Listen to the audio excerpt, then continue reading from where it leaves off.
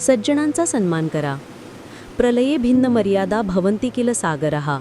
सागरः भेदमिच्छन्ति प्रलये अपि न साधवाः. 6. परिस्थितीमुळे आलेल्या आचरणात परिवर्तनच्या स्तरावर आणि स्थितीला वश करणाऱ्या धीरगंभीर पुरुषाची थोरवी सांगताना आचार्य चाणक्य म्हणतात की समुद्राच्या तुलनेत धीरगंभीर पुरुषाला श्रेष्ठ मानावे.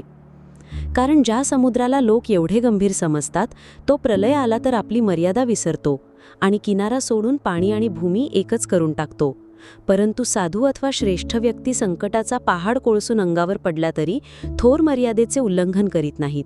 म्हणून साधू पुरुष सागरापेक्षा महान असतो. तसे पाहिले तर मर्यादा पालनासाठी समुद्र आदर्श मानला जातो. पावसामुळे उफाळत्या नद्यांना स्वतःमध्ये सामावून घेऊन सुद्धा समुद्र मर्यादा सोडित नाही. पण प्रलय आल्यानंतर त्याच समुद्राचे पाणी किनाऱ्यांना तोडून मोडून साऱ्या धरतीला जलमय करून टाकतो.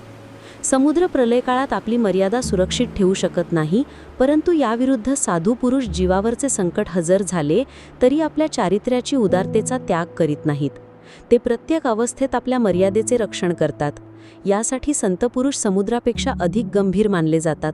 त्यांचा सन्मान केला पाहिजे. हा व्हिडिओ आवडल्यास कृपया लाईक करा, शेअर करा. अशाच माहितीपूर्ण आणि प्रेरणादायी व्हिडिओसाठी आमच्या YouTube चॅनलला सबस्क्राईब करायला विसरू नका.